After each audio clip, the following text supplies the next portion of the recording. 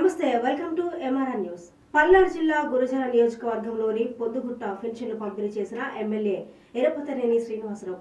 ఇక పల్నాడు జిల్లాలోని అన్ని ప్రభుత్వ ఆస్తులకు గత వైసీపీ నాయకులు ఏం సాధించారని, వాళ్ళ తాతలు తండ్రుల పేర్లు పెట్టుకున్నారని ప్రశ్నించారు. పల్నాడు ప్రాంతంలోని అన్ని ప్రజా ప్రభుత్వ ఆస్తులకు జాతీయ నేతలైనటువంటి వాళ్ళ పేర్లు పెడతామని అన్నారు. ఇక కాసు బ్రహ్మానందరెడ్డి నేషనల్ హైవే పేరును మార్చి స్వతంత్ర సమరయోధుడు పుల్లరి ఉద్యమకారుడు కన్నెగంటి హనుమంతు నేషనల్ హైవేగా మారుస్తామని చెప్పారు. రోడ్లకి వాళ్ళ తాత పేర్లు పెట్టుకున్నారు. ఏం చేశారు వాళ్ళ తాతలు? ఇక్కడ మెడికల్ కాలేజీ 20% కూడా పూర్తి కాలేదు, వాళ్ళ నాయకుల పేర్లు పెట్టుకున్నారు. ఏ పని పూర్తి కాకుండా వాళ్ళ శిలాఫలకాలు వేసుకోవడం, ఎందుకంటే మళ్ళీ రారని తెలుసు. ఇవన్నీ కూడా ఆలోచించి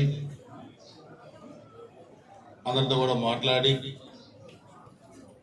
దానికి కూడా పల్నాడులో పుట్టిన ఒక నాయకుల పేర్లు పెడితే బాగుంటుందనే ఉద్దేశమైన అనుకుంటున్నాను. ఈ రహదారికి పుల్లరి ఉద్యమ వీరుడు కన్నెగంటి హనుమంతు గారి పేరు పెట్టాలని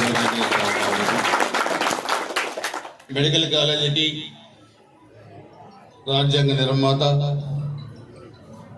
భారతదేశ రాజకీయాల్లో ఒక ప్రజాస్వామ్య వ్యవస్థను నెలకొల్పిన వ్యక్తి డాక్టర్ బిఆర్ అంబేద్కర్ గారి పేరు పెట్టాలని కూడా మెడికల్ కాలేజీకి కూడా అనుకుంటున్నాం.